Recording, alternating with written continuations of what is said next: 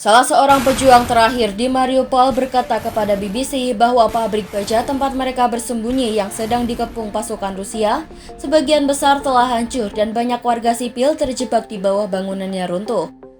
Berbicara dari pabrik Azovstal, tempat terakhir di Mariupol yang belum dikuasai Rusia, Sviatoslav Palamar dari resimen Azov yang kontroversial itu mengatakan prajurit Ukraina telah memukul mundur gelombang-gelombang serangan Rusia.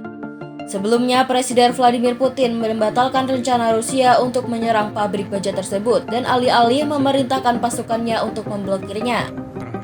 Sebagian besar kota Mariupol hancur setelah berminggu-minggu dibombardir Rusia dan pertempuran yang intens di jalanan. Menguasai kota pelabuhan di pesisir Laut Azov itu adalah salah satu tujuan utama Rusia dan akan kemungkinan lebih banyak pasukan mereka untuk bergabung dengan serangan di wilayah Donbas, Ukraina bagian timur.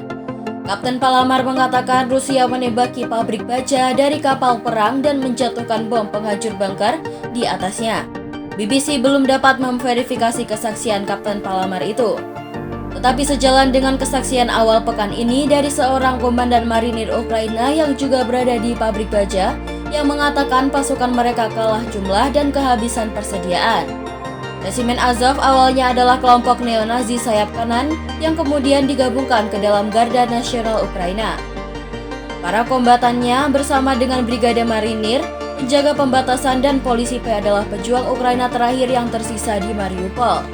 Ketika ditanya berapa banyak pembela Ukraina yang tersisa di Mariupol, Kapten Palamar menjawab hanya cukup untuk mengusir serangan. Dia mengatakan bahwa warga sipil berada di lokasi terpisah yang jauh dari posisi kelompok pejuang.